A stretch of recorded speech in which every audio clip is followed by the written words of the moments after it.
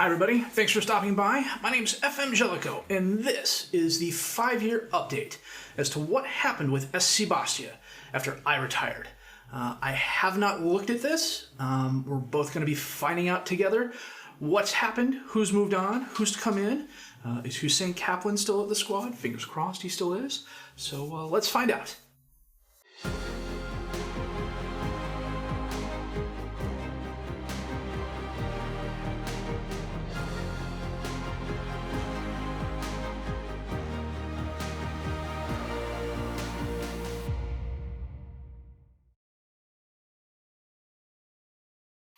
Where do I want to be? I want to be on this side. So, if I go to job history here, and I click Bastia. 3rd in League One. Okay. Some names. Tay Mohammed's still there. Florent Roberts still there. Oh, Hussein is still here. Man, 19 goals. Wow. Okay, we'll get back to this. We're going to go to head coaches here. Zinedine Zidane. Okay, so I retired. 2 cup wins, no league wins. They haven't won League One since I left. So after I retired, they brought on Sebastian Baumgarten, who's at Man United now. Okay. He was the head coach at Inter, and then took over for us, and then left 2 years ago to go to Man United. So let's look at the history here real quick. So this is the year I retired. So 2nd, 3rd, 2nd, and 4th. You know, that's not bad. So this is the year I retired. We had 101 points. And PSG came in 2nd, 6 points behind us. So Baumgartner's first year, we finished 7 points behind. Good grief, 102 goals. 4 against 36. Oh, wow. Oh, wow, this is interesting. So the second year after I left, PSG won on 94 points. We tied with Nantes for 2nd place on 92 points, and our goal differential was the same. I'm going to take a look at something. I'll be right back. Okay, this is really interesting. The last game of the season, PSG won. So before that, they were on 91 points. Nantes won their last game of the season. So before that, they were on 89 points. And Bastia drew. So they were on 91 points. So going into the 38th week of the Ligue 1 season, PSG and Bastia were both tied. And Nantes was at 89 points. Let me see. I think there's a way to double check this here real quick. So if that last week of the season, if we had won, we would have gone to 94 points. PSG would have gone to 94 points. And it's goal differentials and goals scored and away goals. And PSG would have won because their goal differential was better than ours. Wow, that is a heck of a season. And in looking at the schedules, PSG, Nantes, and Bastia all played each other in the last 5 weeks of the season. That is just mental. And they did it again here too. 89, 90. Okay, I'm going to pause and take a look at this real quick. So this one here actually isn't as close as it seems. PSG was at 91 points going in the last game of the season. They lost to Lyon, so they stayed at 91. Nantes was 3 points behind on 86 points, and they won. We were 3 points behind, and we won on 90 points. Where we won, we were at 87 points. So PSG clinched in the 37th week, not the 38th, but still, jeez. Then we fell to 4th here. PSG going away. And this is the current season. Nantes won. We came in third. PSG came in fourth. Nantes has a really good squad. They've been contending since the beginning. So we've qualified. We've qualified for European football every year. I don't think we've won anything though. So first we're going to go back transfer window-wise, transfer history. And we're going to go 33-34. Pierre Kern went to Man United for $119 million. Luke Mercurio went to Man City for $46.5, going to $58. Those are about the only two big ones. Kern was going to leave anyways. Who did we bring in? We brought back Amara Bazamble, which meant Sebastian didn't think Kazan was up to it. Brought in Lobo for $38.5 million. Let's take a look at him real quick. He's at Guangzhou now. Defensive right back. Backup for Flores. Unless he replaced Flores. I don't see Flores leaving here. Louis Langer from Hertha. That name sounds familiar. I think I remember scouting him. Yeah, advanced midfielder. Mattia Valentino from Aves. Midfielder on the right. It's a depth move. Marcolino Neto, defensive center right. He's Kern's replacement. Or backup because Valencia would have stepped right in. Any free transfers? Frederick Olivier, Michael Lukac. Any released players? Mausberger, Diallo, Feller, Bouvet, Millet Merits. No one of consequence. So let's go to the next season. Bastia went to Leicester for $115 million. Wow. And Valet left to Cordoba on a free. Shikfe left, Kasongo left, Tomi left.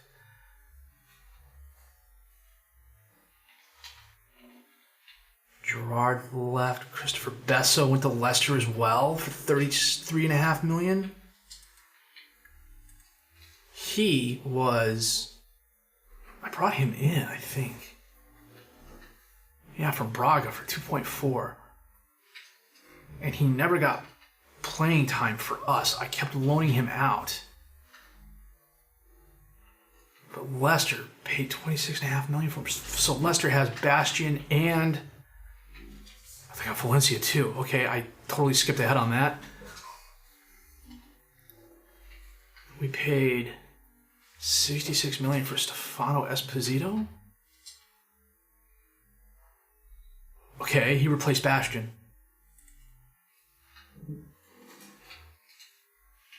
And that's actually not a bad swap. Got him from TSG Hoffenheim for $66 million. So we came up $50 million ahead. 22 goals, 7 assists, 7 players of the match in 35 games last season. That's an adequate replacement. That's money well spent. Nato went to Napoli for $52 million. We literally purchased him the year before, 2 years before, for $37 and sold him for $52. Dan Townsend went to Valencia for $35.5. That's actually a decent move, if I remember correctly. It's been about a week since I fired this up because just with working that, yeah, that's a really good move. We came out ahead on that, seeing as how we got him for 5.25. Kevin invested in Nantes for 42.5. Dude, they just got him last year for 27. Okay. DJ went to Dusseldorf. Theo Magna. We got a little bit of money for Magna. Okay, that's not bad.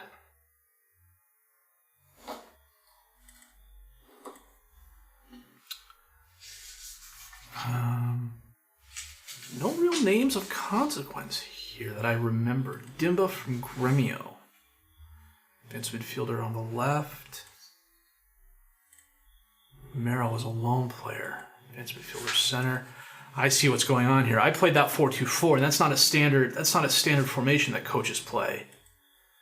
So I would bet whoever came in after me, Guven, that's not bad, switch to a 4-2-3-1 with Hussein at the top. Let me see here. Free transfers. Machab left, Besic left. Released players. Released Mario. Where's he at now? OGC Nice. Wow. Okay, that's the season after I left. And he had 17 goals, 11 assists, and a player of the match in 31 games. That's after I didn't really play him all that much. He was 30-something years old then? I guess he still had it. The one name that has been on here, which I'm very happy to not see, is Hussein's. Valencia went to Leicester for $98 million. We saw that a little bit earlier. Flores went to Shakhtar for 12, going up to 15.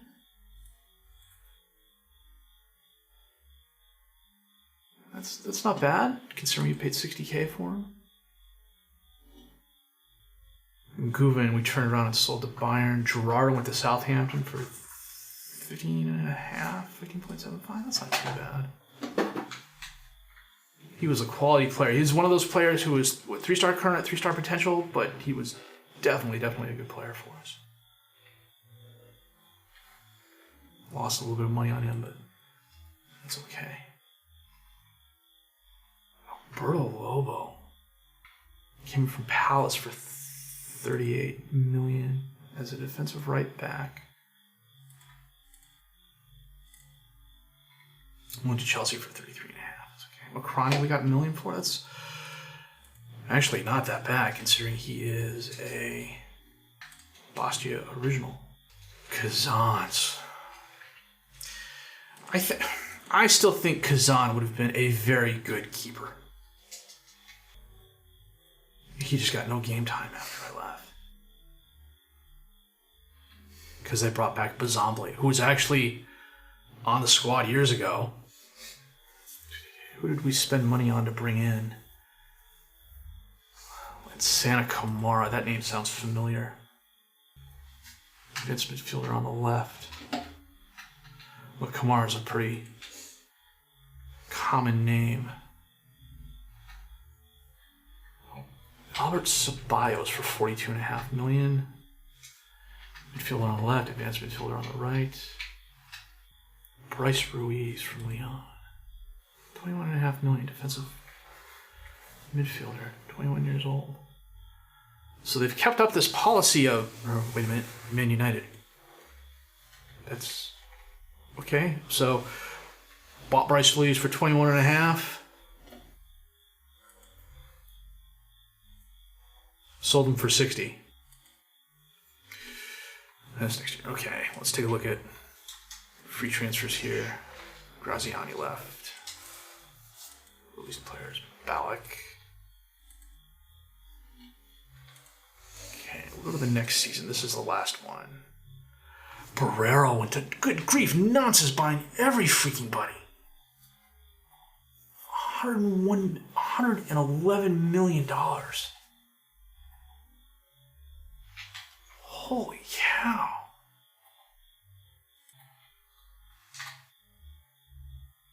No wonder they won the league. Dimba left for 9. They just brought him in. Bazamble left, so we got a new keeper. Ruiz got turned around and sent right to Man United. Nikola Golic. Yeah, we looked at him earlier. Who did they bring in as a keeper then?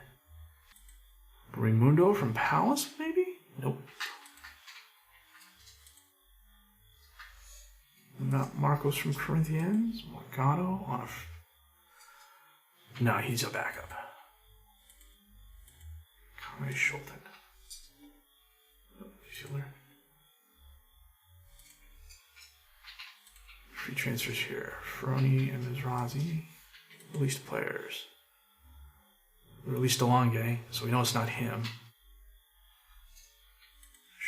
left. He is at Maccabi Tel Aviv. He scored 16 goals for him.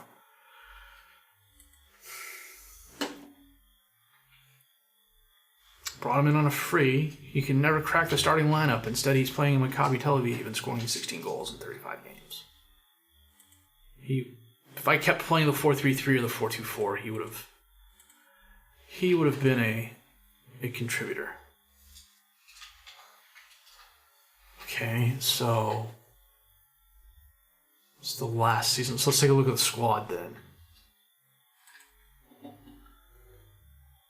Julian. I probably saw his name and didn't take a look at him. That's not bad. Where did they get him from? From Lyon for from Lyon for $27 million 2 years ago. 28 goals allowed in 32 appearances, 12 shutouts. That's not bad. Raimundo. Tay Mohammed is a full-time starter now. I expected that. Wow, he's really growing into the role. Take a look at his history here real quick. Well, that's a solid career right now. Florent Robert is still here. Defensive left back, 26 years old. 34 appearances for Belgium.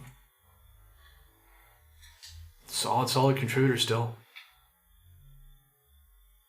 Except this season, I think he got injured that season.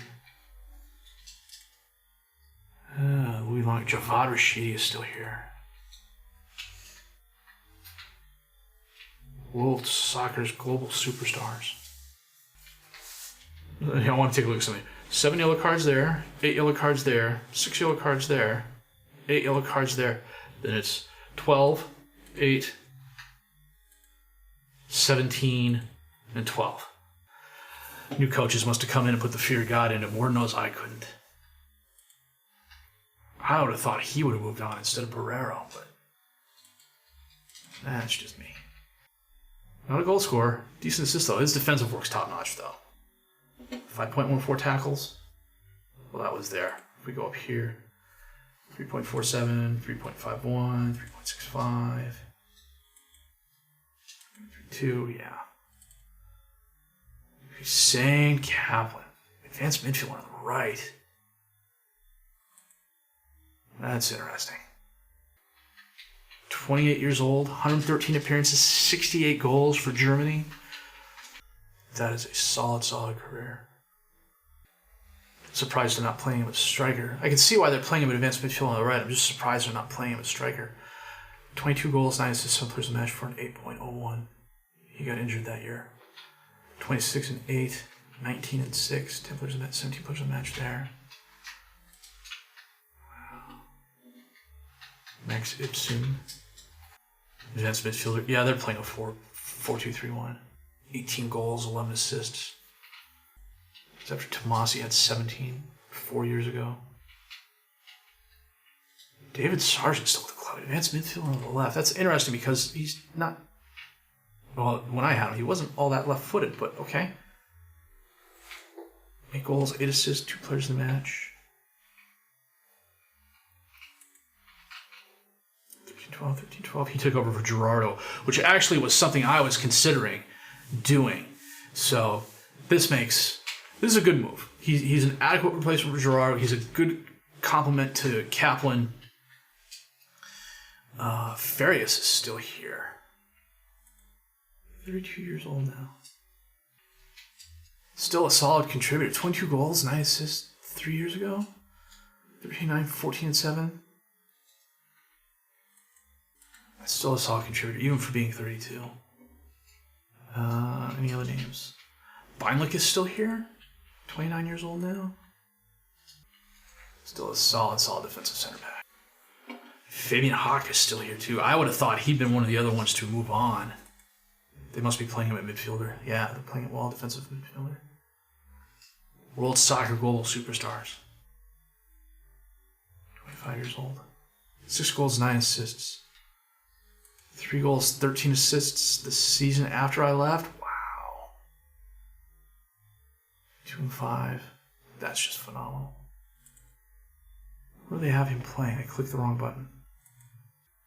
Defensive midfielder. So that's a pretty well. That's not a bad, well-rounded attack. Esposito is up top as the striker, probably playing complete forward. He's a pretty good striker. I bet if we were to compare him to Kaplan. Sorry, slight interruption there with tech support. Yeah, Esposito's a little bit better technically, a little bit faster. He's also 4 years younger than Hussein, who's making €245 a week. That's pretty good. They're both decent attackers, good mentally. Hussein's a lot better in the air, but we knew that. 6'7" to 6'1", 210 pounds versus 185. They're both right-footed. So it'd be interesting to see what these two can do in a 4-2-4 or a 4-3-3. And I don't recognize any other names on here. I do want to check out Bastia real quick. I think we checked him out a little bit earlier. Who's at Leicester now? This is the OPZ skin, and every once I'm not quite sure why, but it will show the recommended current ability. This is just a recommendation, but it's saying his current ability is 179. He came through our youth system. He was one of the first youth intake players I had in 2024-2025, and he was only 4-star potential at the time, if I remember correctly. He and Valet came through at the same time. So 12 goals the first year he was in Leicester. 15, 19, 16. And he did better here, but I think it's because of the system I played. I was playing that 4-2-4, so he was playing off of Hussein, which meant if they closed Hussein down, Bastion was open. Let me check something else out here. Let me check Leicester here real quick. Pichon's there. Eden Stanek is there. Donatin Bonnet is probably the best midfielder. Well, for the longest time, he was the best midfielder in the game. Bess is there. Valencia is there. And they're still only 5th in the Premier League. They're spending all this money. 4th, 6th, 5th, 3rd. Wow. Valet. Is it Villarreal? Cordoba on a free. That's not bad. He was always going to be an option. He was never going to be a full-time starter, but he was a contributor at the very least. They got Orlowski. God, they're spending money left and right, and they're still not succeeding really. Nantes, on the other hand, where Barrero went. Let me check something out on them real quick here. They sold this Kong for 53. Spending a ton of money here. That's 100, 130, 160, 190, 210. That's 210 million coming in. 120, 140.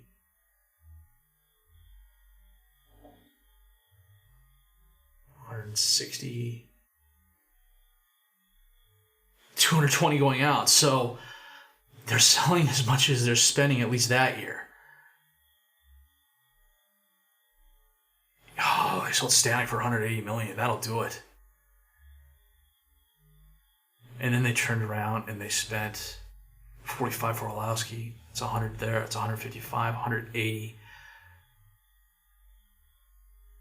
So they got 4 really good players for 1 Eden Stanek.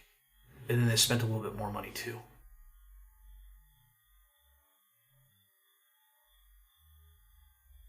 And they may have, well, they didn't break even. They bought a little more than they sold, but they still stole Eden Stanek.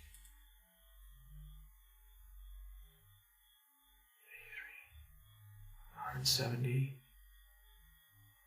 So it's 35, 40, 60.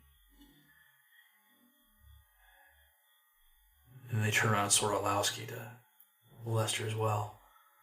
So it's 96, 108, 150, give or take, once you add in all these other ones. Yeah, they spent a ton here. Spent a ton here. 4-less from Sebastian for $90 million. So it's $200 million in 2 players right there. So they're doing this thing where they're buying a player. So they bought Barkoki for 55. And then 2 years later, they turn around and sell him for 39, going to 44. And then they've got these other players they're selling as well. Okay. They're losing money, but they're not losing a lot of money. Okay, so we're going to check out the Champions Group and other stuff here. So let me take care of this real quick. So Group E with Barcelona, Celtic, and Zenit. Got all the way to the first knockout round. And got beat by Leicester. Won the Coup de Ligue final. Lost to Nantes in the French Semi-Cup. So the next season, in a group with Dynamo Kiev, Hoffenheim, and Dynamo, we got out of that. Beat Milan in the first knockout round. Beat Madrid in the quarterfinals. Lost to Chelsea in the semifinals. Got knocked out of the French Cup in the 10th round. Got knocked out in the Coup de Ligue in the 4th round. We're in a group with Victoria Pilsen, Bayern, and Porto. We got out of that. Got beat by Liverpool on aggregate in the first knockout round. Lost in the 11th Cup of the French Cup on extra time goals. Lost in the Coup de Ligue final. Sensing a theme here. In a group with Celtic Milan and Aves, we got out of that.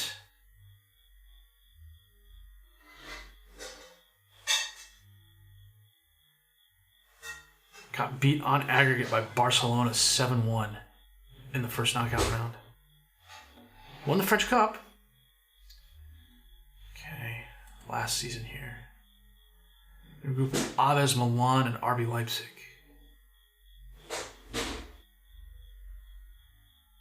Beat Roma in the first knockout round. Beat Bayer in the quarterfinal leg. Lost to Chelsea 6-0 on aggregate in the semifinals. And beat Havre in the French Cup. So we've won back-to-back French Cups. We've been in the semifinals twice. Who on earth does Chelsea have on their squad? Still got Orlov. Tom Colburn's a great defensive right back. Ben Mara's a good winger. Unreal. So our overall best 11. Lolo's replaced Flores. Cristiano's still on there. Orlov is there. Robert, Beinlich, Soldevilla is still the defensive midfield. Rashid and Tomasi is midfielders. Sergeant, Kaplan, and Pichon is the strikers.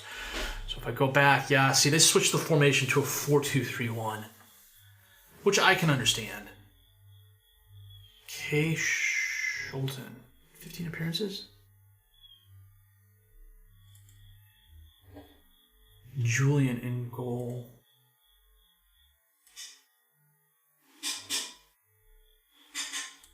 Not bad. So Kaplan, Sargent, Hawk, and Barrero. Rashid is a defensive center back. Mohammed, and Hogg.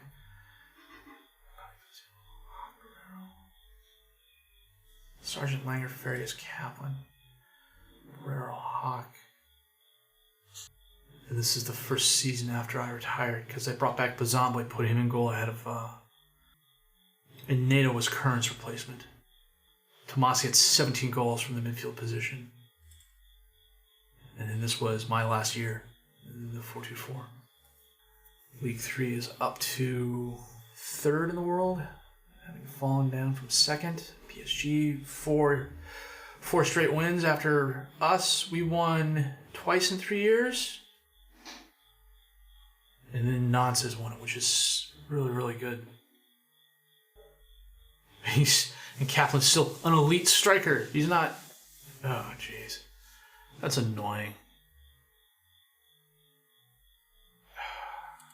So, as I'm bumping around here. So this is the first season after I left. They switched to the 4-2-3-1. Tomasi had 21 goals overall. Pichon had 27 goals overall. Gerardo had 8. Kaplan had 34 goals overall. Farias had 19 goals overall. I could see using that formation, but I don't know. I like having as much offensive power at the top as I can, while still preserving the rest of the squad. One of the formations I was looking at, had I continued to say, was going to be switching to a 3-4-3, and have like Pichon, Kaplan, and Farias up top as the strikers, Bessa on the right, pulling Gerardo back to the left, Rashidi and Hawk and Barrero as a rotation in the midfield, and then Valencia, Beinlich, and Kern, or Kern's replacement, or Hawk rather, in the back as the back three. I've also had success with a 3-4-1-2 with an advanced midfielder in the center playing like an Enganche role, with Kaplan and Pichon up top. That would have been a very interesting formation to try out. But I'm glad Hussein's still with the team. You know, they're still doing really good. They're a top 5 team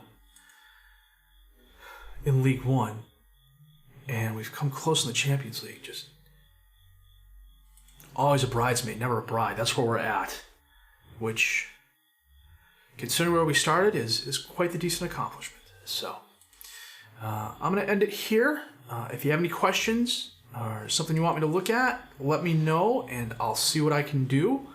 From now until when FM20 comes out, there's not going to be any more Football Manager content on the channel. I am literally freaking this deep in work.